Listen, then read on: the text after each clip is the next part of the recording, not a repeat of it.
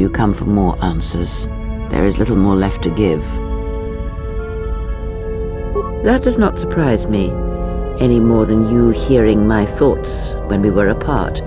The pain, however, was unexpected. If I could, I would have shielded you from it.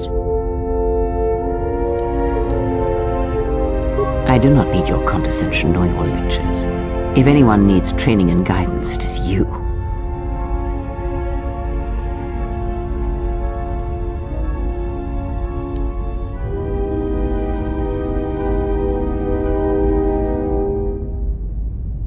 I do not know if it is possible, and I fear that had the pain been more intense, the consequences would have been more extreme.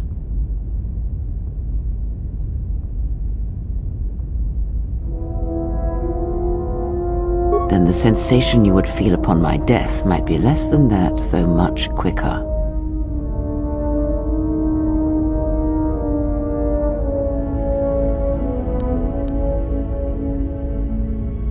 Possibly, yes, and I fear it works both ways. I would not wish to test it, nor should you.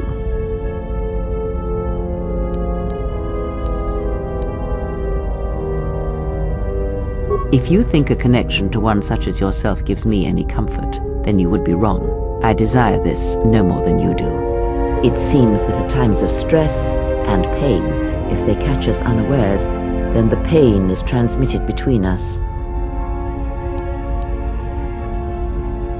I confess its nature eludes me as well, but the bond is strong, and its roots run deep. It seems the force flows easily between us. When one of us manipulates the force to heal or strengthen ourselves, the other is aided as well. A powerful technique indeed, though, as we have noticed, it has its drawbacks. I do not know. The Sith struck more swiftly than I thought, and they will not stop until they have you in their grasp. If you fall, all the galaxy will echo it.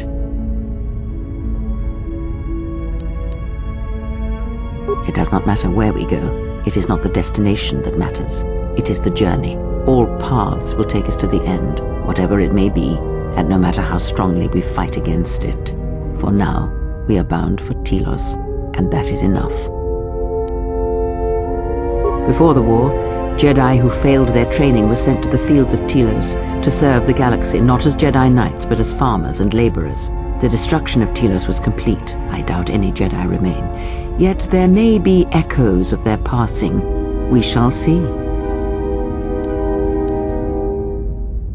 Then I am left with nothing more than we had already. My faith in you and your ability to meet what comes.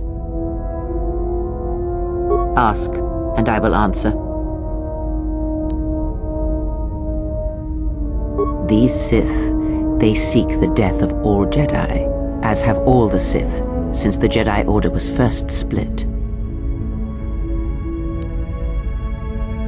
Yes, the Jedi Civil War is not the first one of its kind. Thousands of years ago, the Jedi had another civil war that split the Order. It was a terrible thing. A faction among the Jedi abandoned the teachings of the Order, following their own path. They waged war on their fellow Jedi, a war that raged across the galaxy. But these fallen Jedi were cast out, defeated, and they retreated to worlds in the Outer Rim. Over time, they took on the mantle of the Lords of the Sith, but in their hearts they never forgot the Jedi. The hatred for the Jedi Order burns in their veins like fire and echoes in their teachings. Revan tasted it, as Malak did. In a manner of speaking, they are different from Malak in that they are concerned only with the destruction of the Jedi. For them, it is all that matters, all that ever mattered. It is a different war these Sith wage, a thing of silence and shadow. They strike from the darkness, hiding from the face of the galaxy until all Jedi are exterminated. After all the Jedi are gone, then the galaxy is theirs, no matter whether the Sith or the Republic rules. It is the dark side that shall reign, unchecked. I believe them to be the result of special teachings. Their apparent weakness against you is evidence of this. Those Sith assassins can sense their prey through the Force. It is like a hunger. They feed and grow stronger, when they are near Force sensitives. The stronger their prey is in the Force, the deadlier they become. As long as you were cut off from it, you were able to evade their sight. But after Paragus, I fear that you will be no longer shielded from their eyes, or the eyes of their masters. The stronger you grow, the more will come. Ask, and I will answer. Indeed. And was it the same as before? If my suspicions are correct, perhaps the damage the Jedi Council did was not as permanent as they thought. It is not an easy thing to cut one off from the Force.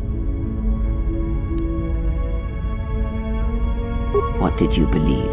That you suddenly lost your connection with the Force without reason?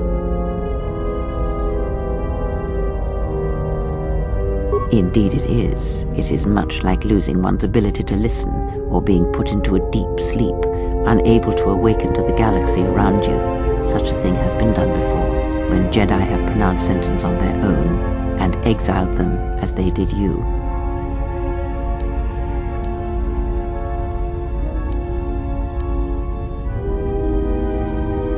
It is possible that such a thing can be undone. Still, even so, the chances of the Jedi undoing such a thing for a traitor is a slim thing at best, assuming they yet live.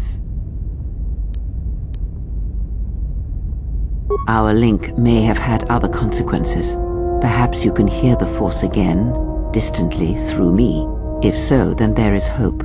I may be able to teach you, train you to feel the Force again, and if you will not allow me to help you, then other Jedi must train you, or undo the damage they have done. Life never ceases to teach, fallen Jedi. It is only when one ceases to listen that we grow still and die. I offer to train you to become strong again, to know the ways of the Force, and to hear the Force sing within you as it once did. Then our training shall begin. Whenever I travel with you, I shall impart what I can to you through my words and presence.